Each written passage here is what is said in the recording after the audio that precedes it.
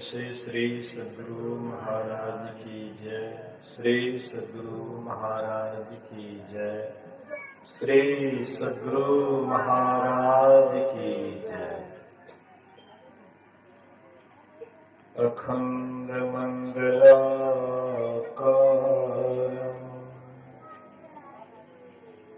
व्याप्तं येन चराचरम् तत्पदं दर्शितं येन तस्मै श्री गुरुवे नमः। धन्य धन्य सतगुरु सुखदा महिमा कही ना जाए। जो कछु कहो तुम्हारी कृपा मौते कछु न बसाए। सर्वत्र सर्वदा वर्तमान सद्गुरु महाराज जी के पावन चरणों में कोटि कोटि नमन। उपस्थित गुरुजन,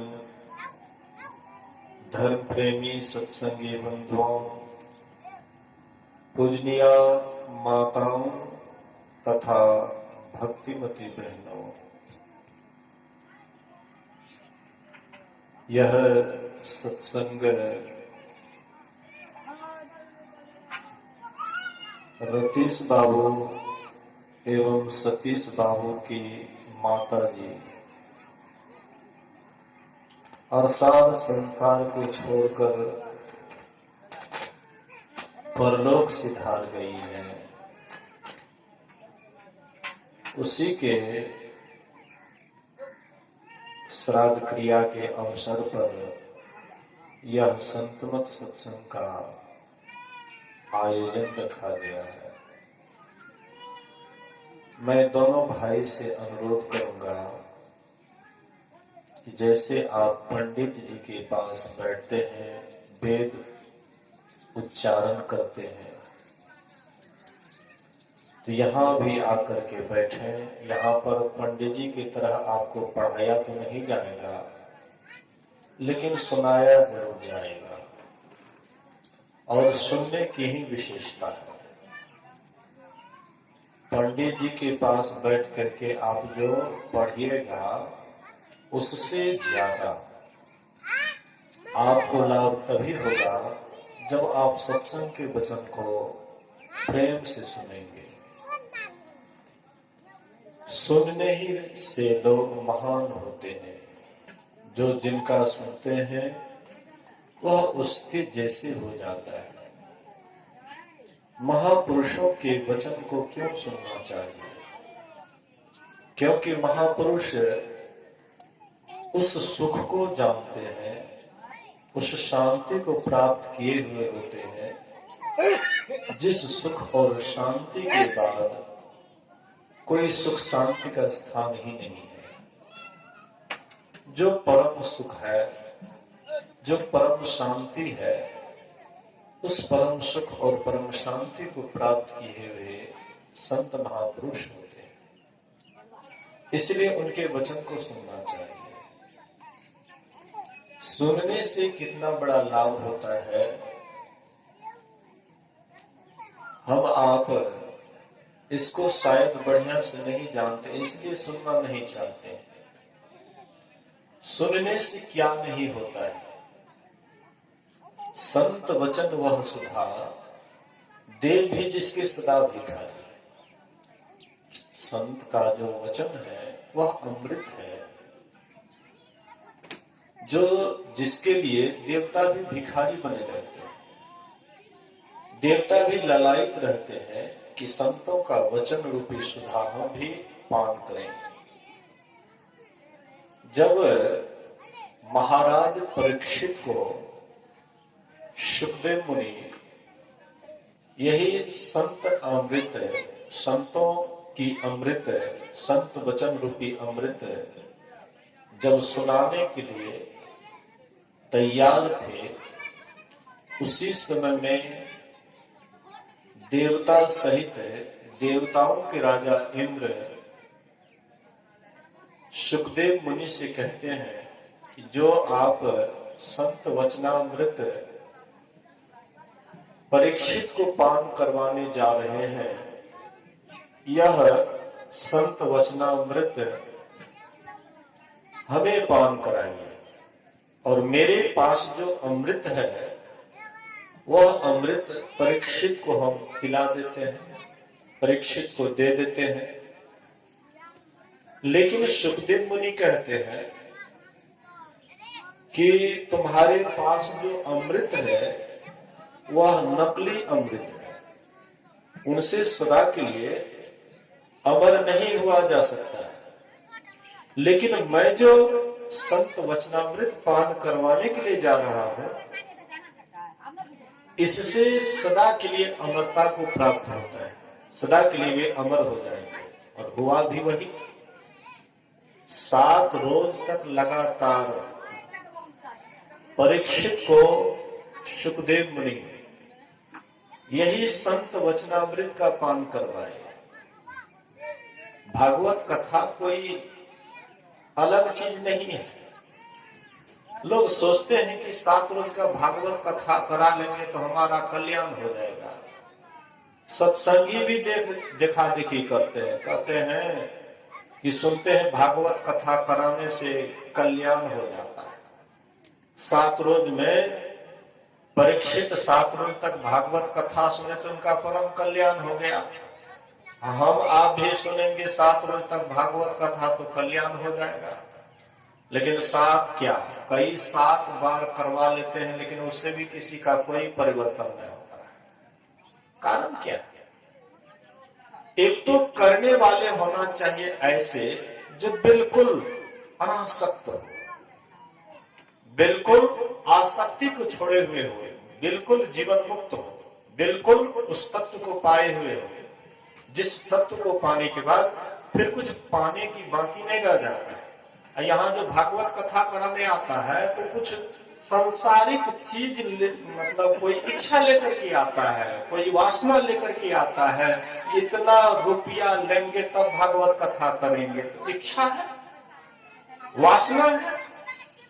अब वो वासना से जो आएंगे आपको भागवत सुनाने के लिए, वो वासना न तो उनका कल्याण करेगा और न ही सुनाने वाले का कल्याण करेगा। याद रखिएगा।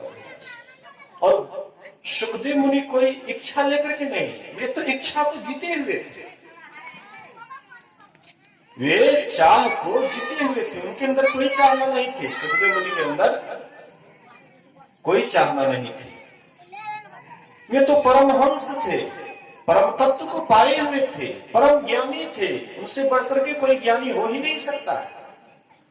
तो मुक्त पुरुष जब ये कथा सुनाते हैं, यही सत्संग सुनाते हैं, गुरु महाराज जी कितने को सुनाए, मुक्त हो गए। और भागवत कथा कराने वाले अभी सत्संगी, कितने सत्संगी सोचते हैं कि भागवत कथा करा लेंगे तो कल्याण हो जाएगा।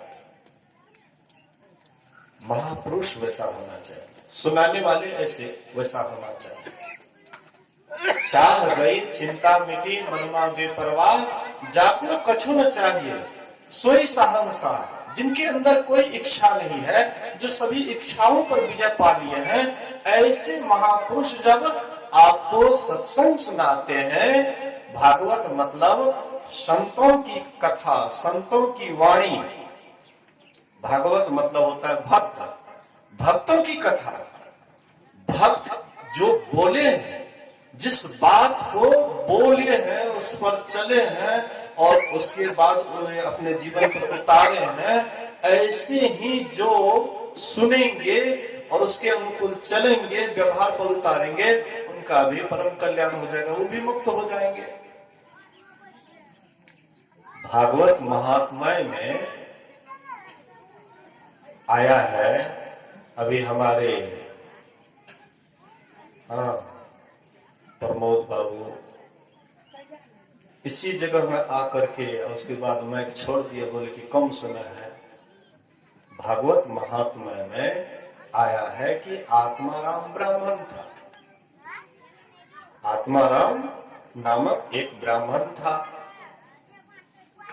उनको सब कुछ था, धन, हाँ, संपत्ति, यश आदि आदि उनके पास में कोई चीज की कमी नहीं थी। लेकिन एक चीज की कमी थी, वह क्या था? संतान विहीनता का दुख था। संतान कोई नहीं था, राज था, रानी थी, हाँ, सब कुछ थे, लेकिन एक संतान नहीं होने के कारण वे दिन रात दुखी रहते थे। जो महर्षि शाही स्वामी जी महाराज कहा करते थे कि संतानहीनता का दुख सबसे बड़ा दुख है। धनहीनता का दुख उतना नहीं खलता है जितना कि संतानहीनता का दुख खलता है। इसलिए जो संतानहीन होते हैं अपने को भाग्यहीन समझते हैं, और जो संतान वाले हैं वे अपने को भाग्यशाली समझते हैं। महर्षि शाही स्वामी महाराज ये शब्द कभी कभी कहा करते थे। तो उनको संतान नहीं होने के कारण अपने को भाग्यहीन समझते थे। बुढ़ापे आ चला था, लेकिन अभी तक कोई संतान की प्राप्ति नहीं हुई थी। मन में हुआ कि संतानहीन जीवन कोई जीवन है, इससे बढ़िया है कि यह जीवन को ही समाप्त कर दिया जाए, खत्म कर दिया जाए, मर जाए, मिट जाए। यह ख्याल लेकर के वे जंगल जाते हैं मरने मिटने के लिए। एक कुआं था, बगल में एक वृक्ष था, बैसाख जेठ की गर्मी थी, वे थोड़ा सा ठंडाने लगे। तब तक एक सिद्ध सन्यासी, मुक्त महापुरुष, बोलिए श्री सद्गुरु महाराज। जो मुक्त होता है वह दूसरे को मुक्त कर सकता है, जो स्वयं मुक्त नहीं होता वो दूसरे को कभी मुक्त नहीं कर सकता, याद रखिएगा। तो कोई ऐसे महापुरुष जो सर्वज्ञ थे, सब कुछ जानने वाले थे, आत्मवत सर्वभूतेषु का ज्ञान रखते थे, ऐसे महापुरुष वहां आ गए। वे भी गर्मी से, हाँ, परेशान थे। वे भी आ गए वृक्ष के पास, जिराने लगे, ठंडाने लगे। और उसके बाद आत्माराम ब्राह्मण से कहते हैं, ब्राह्मण देव, बहुत जोर से प्यास लगी है, पानी पिलाओ। जो सन्यासी होते हैं, साधु होते हैं, वे ब्राह्मण के भी गुरु होते हैं, वे ब्राह्मण से भी श्रेष्ठ होते हैं। चारों वर्ण का गुरु सन्यासी होता है, सर्वज्ञ होता है। तो वे कहते हैं कि हमें बहुत जोर से प्यास लगी है, ब्राह्मण देवता पानी पिलाओ। तो ब्राह्मण देवता गए, कुआं से पानी निकाल करके, और वह सन्यासी को पिलाए, वह सिद्ध महापुरुष को पानी पिलाए। वे सिद्ध महापुरुष मौज में आकर के, कभी कभी संतों की मौज होती है, महापुरुषों की मौज होती है, हम लोगों की मौज नहीं होती है, बल्कि हम लोग इच्छा के अधीन होकर के इधर से उधर दौड़ते हैं। लेकिन संत महापुरुष की मौज होती है, उनके अंदर इच्छा नहीं, इच्छा को वे तो जीते हुए होते हैं, इच्छा के अधीन नहीं, इच्छा को जीते हुए होते हैं। लेकिन फिर भी कभी कभी मौज में आकर के ऑटोमेटिक उनके अंदर से कोई आशीर्वचन निकल जाता है। बोलिए श्री सद्गुरु महाराज।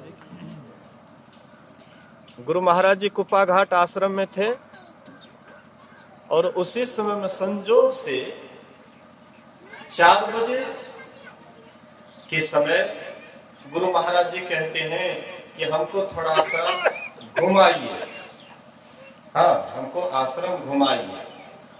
तो गुरु महाराज जी को व्हील चेयर पर घुमाने लगे।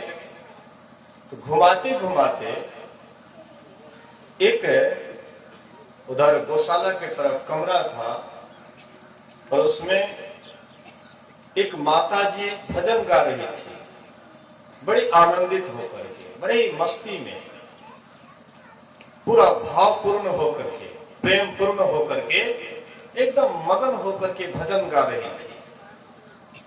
अब गुरु महाराज जी का जब व्हील चेयर वहां आता है तो गुरु महाराज कहते रोको व्हील चेयर रोक देते हैं। और शुरू से अंत तक जो वह माता जी भजन गाई, गुरु महाराज जी शुरू से अंत तक उसके भजन को सुने। सतगुरु जी से अरज हमारी, मैं एक दीन मलिन कुटिल खल, सिर अघ पोट है भारी, सतगुरु जी से अरज हमारी। बड़ी भाव से, प्रेम पूर्ण से। ऐसे तो हम आप दूसरे को सुनाने के लिए गाते हैं, लेकिन वह दूसरे को सुनाने के लिए नहीं बल्कि पूरे गुरु महाराज जी में लवलीन होकर के, पूरा प्रेम पूर्ण होकर के भजन गा रही थी। गुरु महाराज जी शुरू से अंत तक भजन सुने और उसके बाद कहते हैं उसको बुलाइए, उस माता जी को बुलाइए जो भजन गा रही। जाते हैं सेवक कहते हैं आपको गुरु महाराज बुला रहे हैं। अब तो वह माता जी एकदम दौड़ते हुए आई कि गुरु महाराज बुला रहे हैं, गुरु महाराज बुला रहे, दौड़ करके आए। जा करके गुरु महाराज के चरण पर अपना सिर रख देते हैं। गुरु महाराज कहते बेटी, मैं तुम्हारे इस भावपूर्ण भजन से मैं खुश हूं, प्रसन्न हूं, कोई वरदान मांगो बेटी। आज तुम जो वरदान मांगेगी मैं वही दे दूंगा। मौज में है गुरु महाराज जी, प्रसन्न चित्त में है, प्रसन्न चित्त में है, मौज में है, इसलिए जो मांगो आज मैं वही दे दूंगा। वह माता जी कहते हैं गुरुदेव अगर देना ही है तो आप अपनी भक्ति दे दीजिए।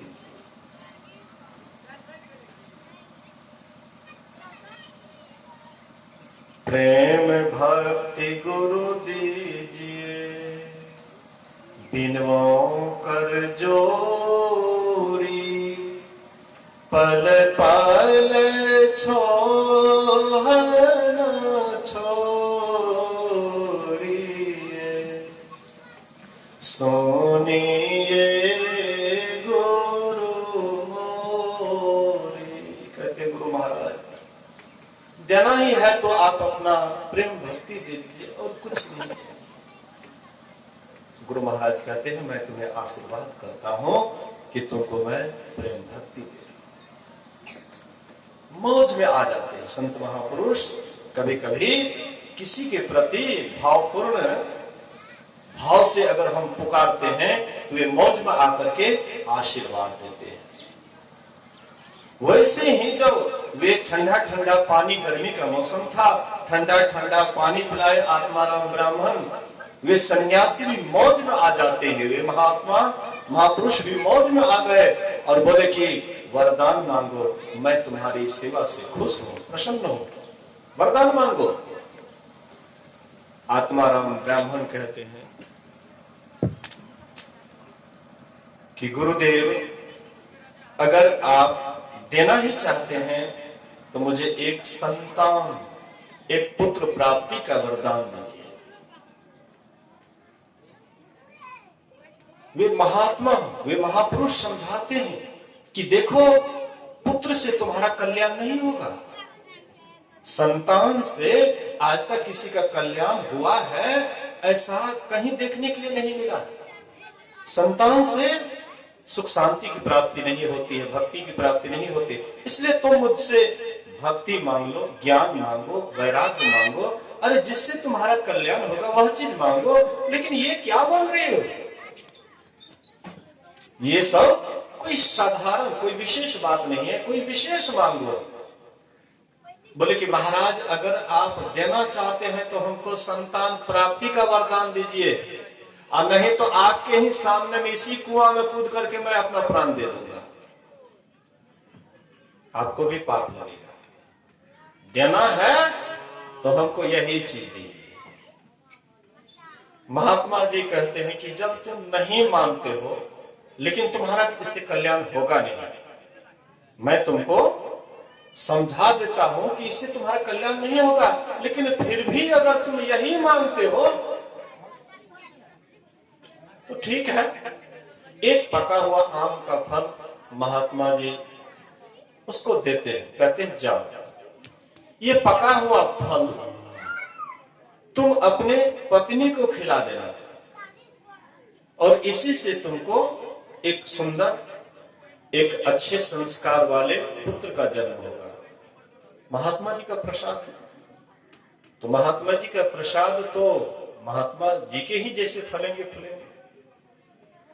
महात्मा जी प्रसाद दिए, अपने पत्नी के पास गए, आत्माराम ब्राह्मण बड़ा प्रसन्न होकर के कि हम लोगों को अब इस उम्र में भी संतान की प्राप्ति होगी, इसलिए बड़ा प्रसन्न होकर के पत्नी के पास गए। पत्नी का नाम धुंधली था। उनको कहते हैं कि ये महात्मा जी का प्रसाद है, अब हम लोगों को भी संतान की प्राप्ति होगी, अब हम लोग भी ऐसे नहीं रहेंगे, हमारे यहाँ भी बच्चे की किलकारियां चलेगी, इसलिए ये तुम प्रसाद पालो। लेकिन हाँ, महात्मा जी का हिदायत है कि आज दिन से तुम सदाचार, शिष्टाचार, शुच्याचार का पालन करेगी, नित्य नियमित सत्संग ध्यान करेगी। तो उसकी पत्नी वह फल ले लेती है, लेकिन पत्नी कुछ अलग ढंग की थी। वे दिन में कई बार झूठ बोलने वाली, चोरी, नशा, हिंसा, व्यभिचार, मतलब अच्छी संस्कार वाली नहीं थी। वह सोचती है कि हम झूठ नहीं बोलेंगे तो काम नहीं चलेगा, झूठ तो बोलना ही पड़ेगा। इसलिए वह अपने बहन के पास जाती है और बहन से कहती, बहन तुम तो जानती है प्रसव पीड़ा कैसे क्या होता है, कितना दुख होता है, कितना तकलीफ होती है, इसलिए बहन तू ही बता क्या करूं। बोले कि बहन काहे के लिए टेंशन लेती है, अरे मैं इसी बीच में गर्भवती हूँ, मेरे द्वारा जो संतान होगा, मैं गरीब नहीं भी हूँ, मेरे पास उतना धन दौलत भी नहीं है, तुम्हारे पास अपार धन दौलत है, इसीलिए मैं तुमको यह चुपचाप यह संतान तुम्हारे यहाँ दे आऊंगी। मेरा बेटा तुम्हारे इतना पूरा राज्य का मालिक बन जाएगा, मेरा बेटा राज्य का मालिक बन जाएगा और तुम्हें तकलीफ भी नहीं होगी, हाँ, और तुम्हारा काम भी हो जाएगा, काहे के लिए परेशानी मोल लेगी। बोले अच्छा कोई बात नहीं है, और तू गर्भवती नारी जैसे रहती है उसी तरह से तू नकल करके रह। वह गर्भवती नारी जैसी रहती है, कम बोल चाल, कम इधर उधर जाना, रहने लगी घर में नकल करके। बोले कि बहन ये फल को क्या करूंगी। बोले कि अरे बहन तुम्हारे यहाँ एक गाय भी बांझी है, तो उसको खिला देना, महात्मा जी का भी परीक्षा हो जाएगा, महात्मा जी झूठे हैं कि सच्चे हैं, गाय को खिला देना। तो वह फल ला करके गाय को खिला दिया। 9 महीने के बाद उसके बहन से जो संतान हुआ उसको चुपचाप इनके यहाँ घर भेज दिए। अब तो आत्माराम ब्राह्मण को मालूम हुआ कि हमें पुत्र रत्न की प्राप्ति हुई है, खूब आनंद मनाए, खूब पूरी प्रजा लोग खूब आनंद उत्सव मनाए। और 3 महीने के बाद गाय से भी एक मनुष्य के ही आकार प्रकार का पुत्र पैदा होता है, लेकिन उसका केवल कान था गाय के जैसे, गाय के जैसे केवल कान था, बाद बाकी सब मनुष्य जैसे, इसलिए उसका नाम रखा गया गौकर्ण।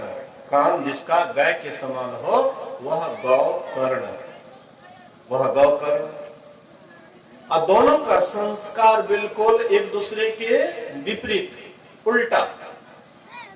गौकर्ण 1 नंबर के साधुता से भरा पड़ा और ये 1 नंबर के असाधु, ये 1 नंबर के साधु, ये 1 नंबर के असाधु, ये 1 नंबर के इंसान, ये 1 नंबर के लुच्चा लफड़। धीरे धीरे धुंधकारी जब बड़ा होने लगा तो इसको मारो, उसको पछाड़ो, इसका लूट लो, इसका मतलब जो है कुछ से कुछ खुरपात पर खुरपात करते गए। पहले लत्ती चोर, तब फत्ती चोर, तब सिन्ना चोर। हाँ? धीरे धीरे छोटा छोटा चोरी करते करते बड़ा बड़ा चोरी करने लगे। फिर शराब पीने की आदत लग गई, शराब पीने की आदत लगी, गलत संगत हो गया, धीरे धीरे वेश्या से संपर्क हो जाता है, उनसे प्रेम करने लगे। होते होते आत्माराम ब्राह्मण से धन संपत्ति मांगते थे, नहीं देने के बाद मारपीट करते थे। तब उसको याद आता था महात्मा जी जो उस समय बोले थे कि संतान से कोई सुख नहीं मिलता है, आज तक जिसको भी मिला है वह दुख ही मिला है। इसलिए जिससे शांति मिलेगी वह मांगो। तब महात्मा जी का बात याद आता है। कहते हैं रंग लाती है हिना पत्थर पे घिस जाने के बाद, होश में आता है इंसान ठोकर खाने के बाद। जब हम आपको संसार का ठोकर लगता है तब होश में आते हैं, लेकिन होश में तब आते हैं जब चिड़िया ने चुप खेत लिया तो फिर पछताए क्या होवत है। होश में तब आते हैं जब कोई काम करने योग्य नहीं होते, तब भक्ति नहीं कर सकते हैं, शरीर बूढ़ा हो जाता है। उस समय में आप बेहोश से होश में आते हैं। जिस समय में जोश रहता है उस समय में होश हवास खो देते हैं, और जब होश हवास आता है तब जोश ही खत्म हो जाता है, शक्ति ही आपका खत्म हो जाता है। तो कौन चीज से कीजिएगा भक्ति, कौन चीज से कीजिएगा ध्यान भजन, शक्ति ही, जोश ही खत्म हो जाएगा, शक्ति ही खत्म हो जाएगी, कौन सी कीजिएगा। और ठोकर उस समय लगती, बुढ़ापे में ठोकर लगती है, बेटा ठोकर देता है, पोतहू ठोकर देती है, रिश्तेदार खानदान के लोग ठोकर देते हैं, तब उसको बेहोशी टूटता है। लेकिन होश उस समय में आएगा, लेकिन जोश नहीं है, शरीर में शक्ति नहीं है, भक्ति करेंगे क्या। ठोकर लगा आत्माराम ब्राह्मण को, तब लगा कि ओ महात्मा जी सही कहते थे। अब करें तो करें क्या, गोकर्ण इधर उधर चले गए थे तीर्थ व्रत करने के लिए, साधु महात्मा के संग में सत्संग करने के लिए। उधर से आए, देखे पिताजी को बड़ा दुखी है। कहते पिताजी आप इस तरह से क्यों दुखी हैं। बोले कि बेटा ऐसी ऐसी बात है। बोले कि पिताजी आप यूं ही व्यर्थ आप अपना समय क्यों बर्बाद कर रहे हैं, छोड़ दीजिए ये सब मोह ममता को और चले जाइए एकांत में और अच्छी तरह से आत्मा का ध्यान कीजिए पिताजी, और इसी से आपका परम कल्याण हो। ये जितना भी जंजाल में रहेगा ये आपका कोई कल्याण करने वाला नहीं है, सब आपको दुखे देंगे, तकलीफें देंगे, कोई कोई परेशानियां देंगे। इसलिए एकदम शांत हो जाइए, एकांत में चले जाइए और अपने आत्मा में ही संतुष्ट होकर के रहिए। पिताजी यही जीवन जीने की कला है, यही आत्म संतुष्टि है, और इस आत्म संतुष्टि से बढ़कर के संसार में और कोई संतुष्टि नहीं, और कोई तृप्ति नहीं है। जो आत्मा में ही तृप्त होता है वही परम तृप्ति को प्राप्त करता है। जो आत्मा से बाहर होकर के तृप्ति खोजते हैं पिताजी वे कभी भी तृप्त नहीं हो पाता है। उनको अध्यात्म ज्ञान का उपदेश दिए, बात उसके दिमाग में जच जाता है, सब कुछ छोड़ दिए और वे चले गए शांत एकांत में अपना साधन भजन करने लग गए। धुंधली तो संस्कार उनके पास था नहीं, उपदेश तो उनको भी दिए, लेकिन धुंधली को दिमाग में नहीं बैठा, वो कोलाहल में ही रहना पसंद की। बाद में धुंधली को बेटा बेशिया मिल करके मार पीट करके, हाँ, झटका फरका करके बस मार। धीरे धीरे जो भी संपत्ति था वेश्या लोग सब ले लिए। अब उनके पास पैसा नहीं है तो वेश्या को तो पैसा चाहिए। आप कितना ही हितैषी हो तो वेश्या हितैषी को नहीं देखते हैं, वेश्या को तो केवल पैसा चाहिए। तो पैसा लाओ, तुम्हारे पास पैसा नहीं, कौन रहेगा तुम्हारे पास। तो अब क्या करेंगे, तो राजा के यहाँ गया चोरी करने के, खूब माल मिला, लेकर के आए। वेश्या बड़ा प्रसन्न हुई। फिर सभी वेश्या विचार करती है कि हो न हो कहीं राजा को मालूम हो जाए कि चोरी करके ये लाए और हम लोगों को दिए, इनके साथ हम सब भी फंसेंगे। इसलिए न रहेगी बांस न बाजेगी बांसुरी, इसी को खत्म कर दो। जो चोरी करके लाया है उसी को खत्म कर लो।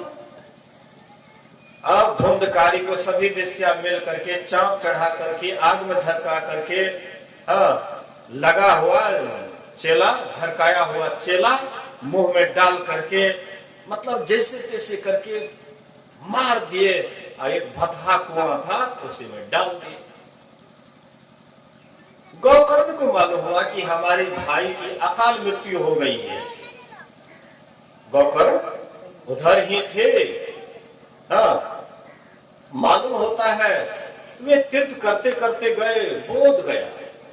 बोध गया में जाकर के पिंडदान किए, फिर आकर के काशी आए, वहां पर श्राद्ध क्रिया किए और कुछ महीने के बाद वे अपना जन्मभूमि गए। तो एक झोपड़ी ही बचा हुआ था, सब धन तो उसका खत्म हो गया था, केवल डीह पर एक झोपड़ी बचा हुआ था।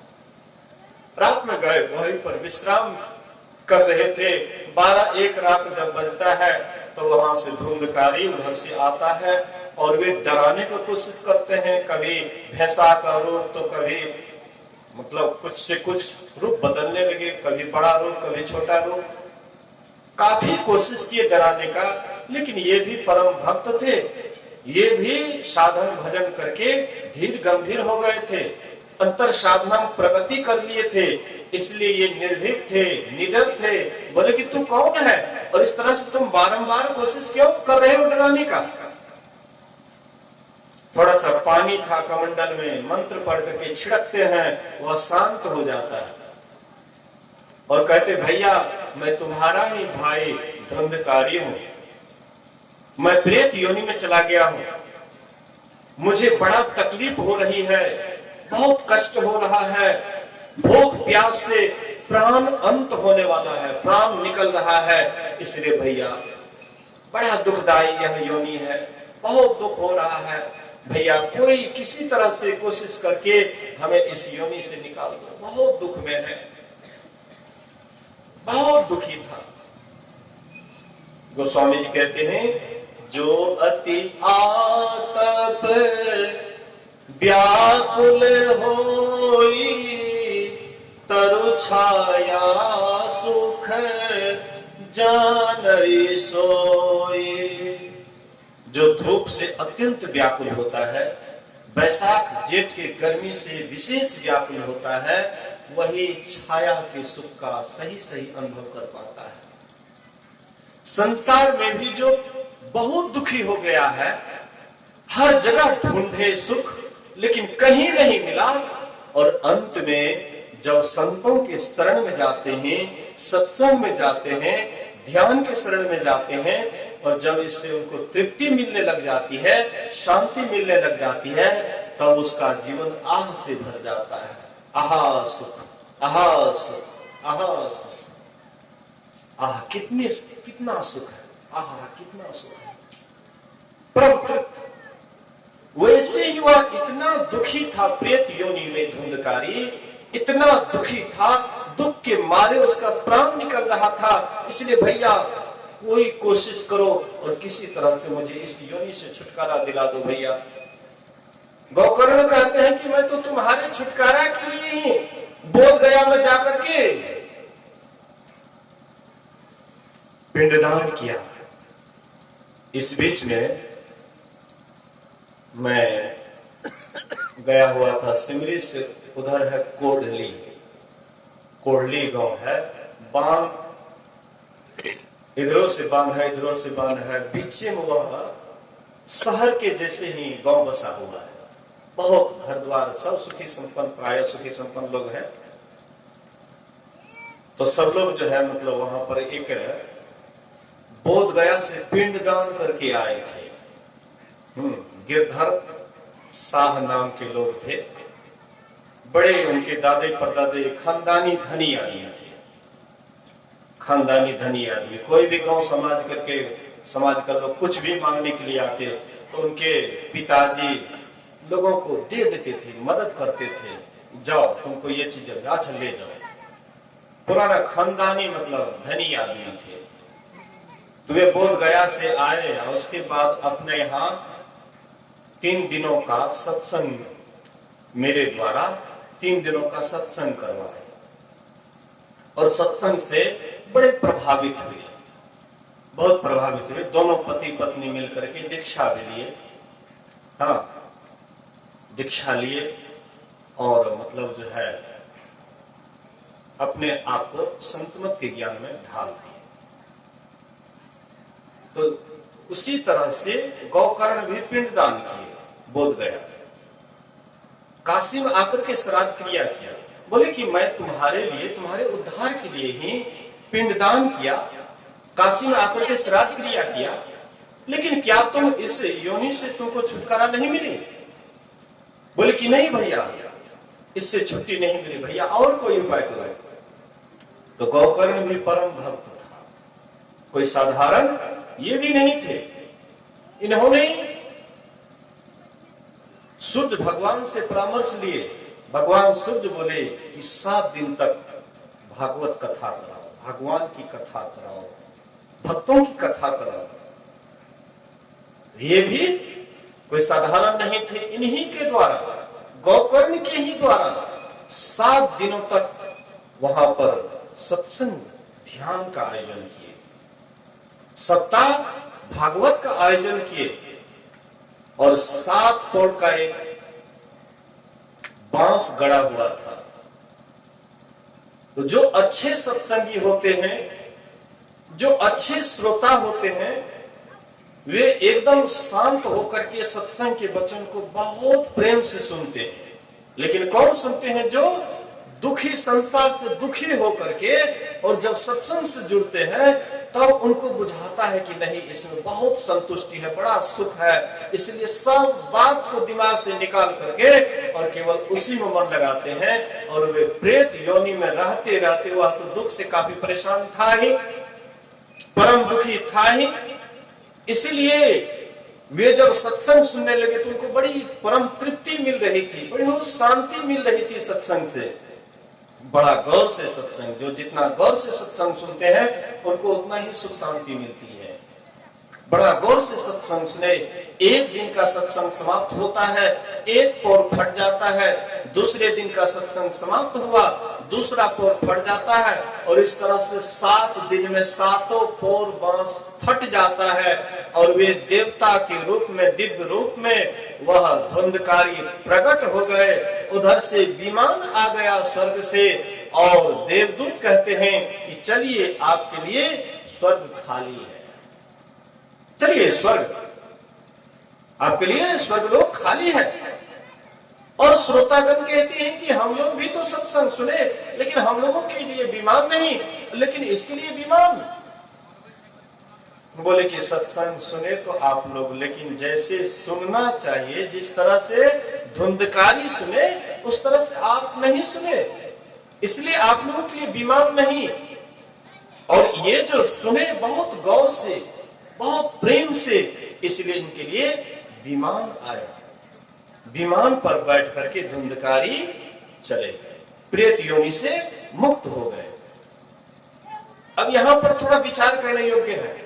हम लोग देखा देखी में, हाँ जो पैसे वाले हैं, 7 रोज का भागवत कथा करा लेते हैं, या चंदा करके करा लेते हैं।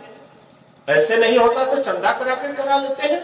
और भागवत कथा कराने वाले आते हैं तो आपसे क्या करवाते हैं? कौन काम करवाते हैं? ध्यान भजन, खाली कथा, खाली कथे से सोचते हैं हम आप हमारी व्यथा दूर हो जाएगी, भवचक्र रूपी व्यथा दूर हो जाएगी। नहीं, जो बात हम सुनते हैं उसको जब तक एकांत में चिंतन नहीं करेंगे, मनन नहीं करेंगे, और उसके अनुकूल अपने जीवन में नहीं ढालेंगे, कभी भी कितना हो सत्संग सुन ले, लेकिन कोई परिवर्तन होने वाला नहीं है। जीवन भर भागवत कथा करा ले, उससे भी कोई अंतर नहीं पड़ेगा। बस सुनने की महत्ता है, सुनने की विशेषता है, इसलिए हम आपको भी सुनना चाहिए। और क्या सुनना चाहिए? तो संतों का वचन। संत वचन वह सुधा, देव भी जिसके सदा भिखारी। संत वचन वह अमृत, जिसका है नर प्रधान अधिकारी। मृत संजीवन बन जाता जिससे वह संजीवन रज है। संत वचन सब भवरोगों का रामबाण वेशज है। कौन बताए संतों की वाणी में कितना बल है। देवोपम प्रहलाद प्रकट हुए जीवन हुआ सफल है। उसी संत की वाणी ने निज भाव प्रकटाया। दैत्य वंश में देवोपम प्रहलाद प्रकट हो आया। उसी संत की वाणी ने ध्रुव मानी। हाँ, ध्रुव जी महाराज उसी संत की वाणी को माने, वे भी परम भक्त हो गए। उसी संत के वचन को हाँ प्रहलाद जी सुने। मां के गर्भ में, कयाधु के गर्भ में नारद जी के साथ में रह करके है। जब हिरण्यकशिपु चले गए तपस्या करने के लिए, तो यहां पर असुरक्षित राजा के बिना राज्य असुरक्षित होने के कारण इंद्र मौका पा करके कयाधु को अपहरण कर लेते हैं। गर्भवती थी उस समय कयाधु, अपहरण कर लिए। एक नारी का अपहरण करके जा रहे थे। नारद बाबा कहीं से घूमते घूमते आ रहे थे, देखे इंद्र को कोई नारी बिलखती हुई जा रही है और इंद्र उसको ले जा रहे हैं। नारद जी कहती है ये कौन है और क्यों बिलख रही है, क्यों रो रही है, क्या बात है। तो इंद्र कहते हैं कि ये हिरण्यकशिपु की पत्नी है और ये गर्भवती है। जैसे ही इनके गर्भ से पुत्र पैदा होगा मैं इसको मार दूंगा, इसको खत्म कर दूंगा। नारद जी बोले कि काहे के लिए टेंशन लेते हो। अरे तुम्हारा दुश्मन बनेगा तब न तुम मार दोगे, अगर कहीं दोस्त बन जाए तब तुम मारोगे। बोले कि नहीं तब तो नहीं मारेंगे। बोले कि तुम मेरे पास छोड़ दो, मैं तुम लोगों का दोस्त बना दूंगा। हाँ, देवताओं का दोस्त बना दूंगा। ये परम भक्त भगवान का हो जाएंगे, अनन्य भक्त भगवान का हो जाएंगे, फिर तुम लोगों को इससे क्या डर। बोले कि तब तो कोई डर नहीं। बोले कि तुम इसको मेरे पास छोड़ दो। नारद मुनि एक अच्छे महापुरुष, उनके पास कयाधु रहने लगी और उनको बराबर सुबह शाम बराबर उनको सत्संग सुनाने लगे। हाँ, महापुरुषों की वाणी सुनाने लगे। प्रभाव क्या हुआ, विशेषता क्या हुई। एक राक्षस वंश में, जो सबके सब राक्षस ही राक्षस पैदा होने वाले, लेकिन उसके खानदान में भी एक परम भक्त पैदा हो गया। प्रहलाद भगवान का अनन्य भक्त, इतना विश्वास भगवान के ऊपर। हम आप लोगों को अगर कोई कठिनाई, विशेष कठिनाई आ जाएगी तो उस समय में हम भगवान के प्रति, गुरु महाराज के प्रति हाँ श्रद्धा हम लोगों का मतलब डगमगा भी सकता है। लेकिन प्रहलाद के जीवन में कितना कितना कष्ट आया, कितना कितना दुख आया, लेकिन एक बार भी उनके अंदर में भगवान के प्रति श्रद्धा कमी नहीं हुई, बल्कि दिनों दिन बढ़ते गए। पागल हाथी से कुचलवाने का कोशिश किए, ऊंचे पहाड़ से गिराने का कोशिश किए, समुद्र में डुबाने का कोशिश किए, आग में जलाने का कोशिश किए, और अंत में इससे भी जब नहीं मरे तो स्वयं हिरण्यकशिपु स्वयं मारने के लिए तैयार हो गए। बता तेरा भगवान कहां है, कौन तुम्हारा रक्षा करता है, बताओ। प्रहलाद कहता है हम में, तुम में, खड्ग खंभ में, सब जगह भगवान रहते हैं, जहां खोजो वहीं भगवान है। बोले क्या तुम्हारा भगवान खंभा में भी है। बोले कि हाँ, वही तलवार से मारते हैं खंभा के ऊपर, खंभा से नृसिंह भगवान प्रकट हो गए और जाकर के प्रहलाद को लिए गोद में, हिरण्यकशिपु को गोद में लिए और उसके पेट को फाड़ देते, उनकी मृत्यु हो गई। मतलब कहने का, वह दैत्य के, वह राक्षस के बीच में एक नंबर का भक्त, भगवान का अनन्य भक्त कैसे पैदा हो गया। तो ये सत्संग का प्रभाव, महापुरुषों का प्रभाव, इसलिए हम आप कभी ना सोचें कि किसी भी कथाकार को लाख रुपया की 2-4 लाख रुपया की 10 लाख रुपया दे करके भागवत कथा करा लेंगे तो कल्याण हो जाएगा, कभी मत सोचिएगा। हाँ, लेकिन महापुरुषों के वचन को अगर अमल कीजिएगा तो जरूर आपका परम कल्याण होगा। ये भागवती कथा से परम कल्याण होता तो गुरु महाराज जी सब सत्संग ध्यान छोड़ देते। हाँ, सत्संग ध्यान छोड़ देते और गुरु महाराज जी यही भागवती कथा करने लग जाते तो गुरु महाराज को भी ढेर पैसा होता। एक महात्मा संत मत में छे कि एने सत्संगी के सत्संग सुनेबो करे छे, ओने से भागवत कथा से पैसा लेब के सत्संगे में लेकिन खर्चा करे छे, लेकिन लावे छे भागवत कथा करे छे। क्या तो भागवत कथा में ज्यादा पैसा है नहीं छे। हमरे आगे लिए तोरा जाने है ओने से भागवत कथा करवे वाला आवे छे तो ना छुछे रूप में मजा छे।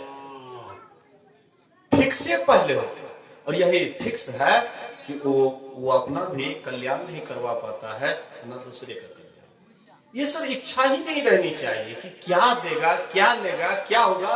श्रद्धा की बात है, श्रद्धावान लभ्यते ज्ञानम। अगर वही देन लेन से ही भक्ति हो जाती तब तो भगवान राम काहे के लिए मैया सबरी के आश्रम में आते। ये देन लेन की बात नहीं भक्ति मार्ग में। हाँ, लेकिन श्रद्धा आपकी क्या है, आपके भीतर में कैसी श्रद्धा है, ये श्रद्धा के ही अंदर पड़ता है। श्रद्धा ही आपके अंदर जितनी होती है उतना ही मुक्ति मार्ग की ओर ले जाता है। इसलिए हम आपको श्रद्धा विश्वास के साथ ईश्वर की भक्ति करनी चाहिए। हम आप वेद भगवान के वचन को सुन रहे थे। जगत प्रसवकर्ता ईश्वर का तत्व ज्ञान प्राप्त करने के लिए पहले बुद्धि योग करो अर्थात सत्संग करो। तो सत्संग किए, कौन किए सत्संग? प्रेत योनि में रहने वाले धुंधकारी सत्संग किए तो प्रेत योनि से मुक्त हो गए। इस शरीर में आप हैं, सत्संग करेंगे तो आपका उद्धार होगा। और जो इस शरीर में नहीं भी है, दूसरे भी शरीर में है, लेकिन प्रेम से अगर सत्संग सुनता है तो उनका भी उद्धार होता है।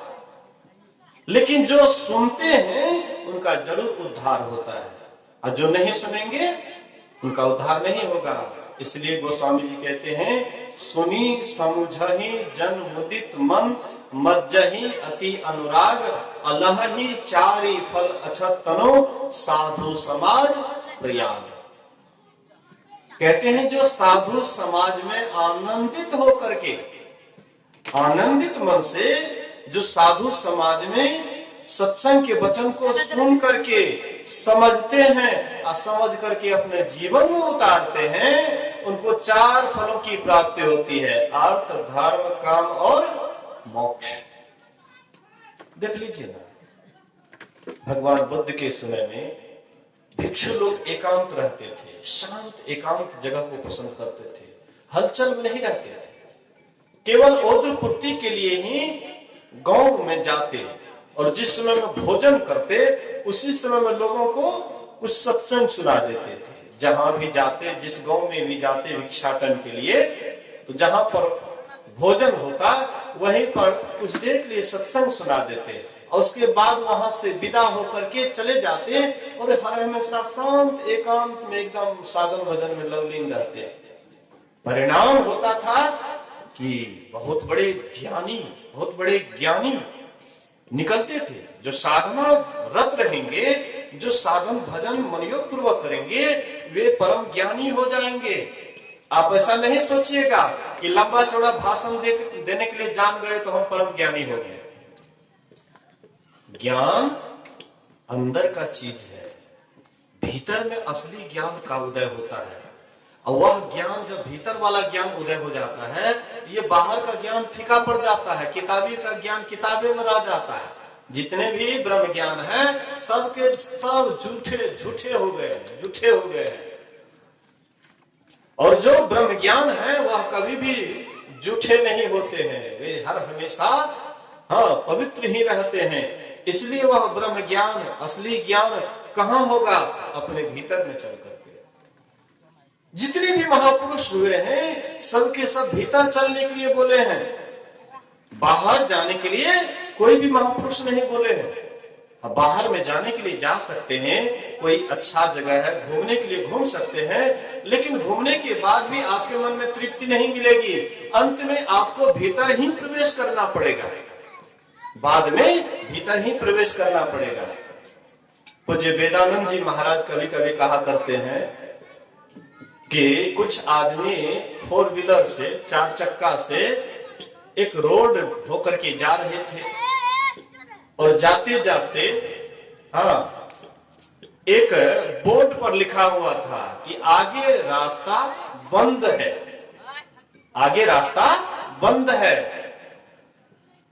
तो गाड़ी पर से उतर करके झांकते हैं तो देखते हैं रोड तो बढ़िया है, तो बेचारे क्या करते हैं, तो गाड़ी पर चढ़ते हैं, फिर लगभग किलोमीटर लगभग गए तो वहां पर देखे बहुत बड़ा डायवर्सन है, बहुत बड़ा गड्ढा है, गाड़ी निकलने की कोई सुविधा नहीं है।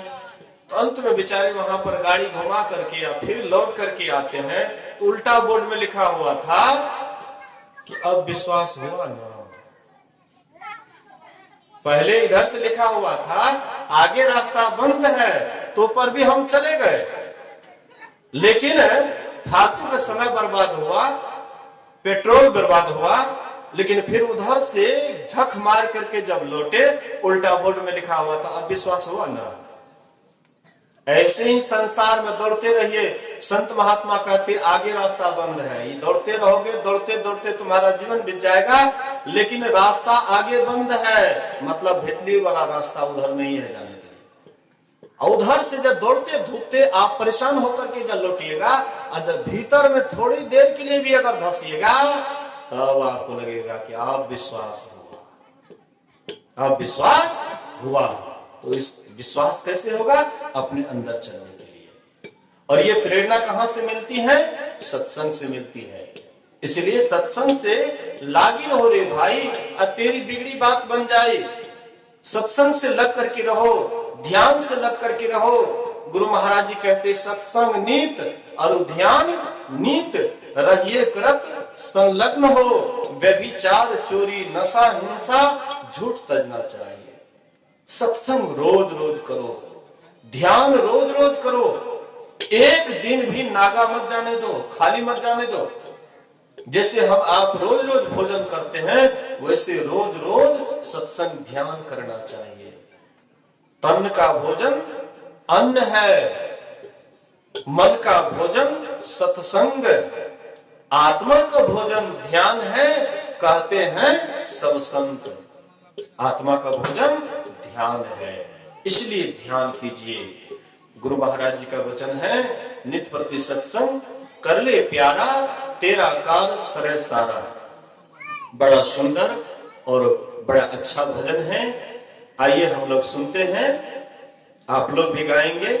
बोलिए श्री सद्गुरु महाराज की जय। नित प्रति सत्संग कर ले प्यारा, तेरा कार सर सारा। नित प्रति सत्संग कर ले प्यारा, तेरा कार सर सारा। सार कार्य को निर्णय करके धर चेतन धारा। सार कार्य को निर्णय करके धर चेतन धारा। धर चेतन धारा पिंड के पारा, दसम द्वार का। धर चेतन धारा पिंड के पारा, दसम द्वार का। ज्योति जगी जावे अति सुख पावे, शब्द सहारे का ज्योति जगी जाव अति सुख पाव शब्द सहारे का नित्य प्रति सत्संग कर ले प्यारा तेरा कार्य सर सारा लख बिंदु नाद तह त्रैबंद दे के सुनो सुनो में ही लख बिंदु नाद तह त्रैबंद दे के सुनो सुनो में ही ब्रह्मनाद का धरो सहारा आपन तन में ही ब्रह्मनाद का धरो सहारा आपन तन में ही नित्य प्रति सत्संग कर ले प्यारा तेरा कार्य सर सारा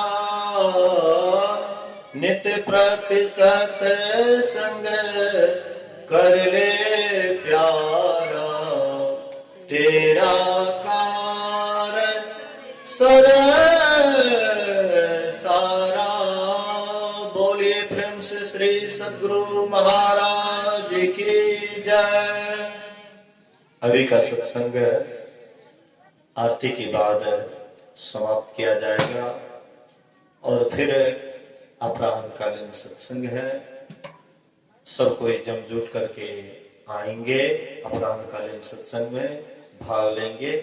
बोलिए प्रेम से श्री सद्गुरु महाराज की जय।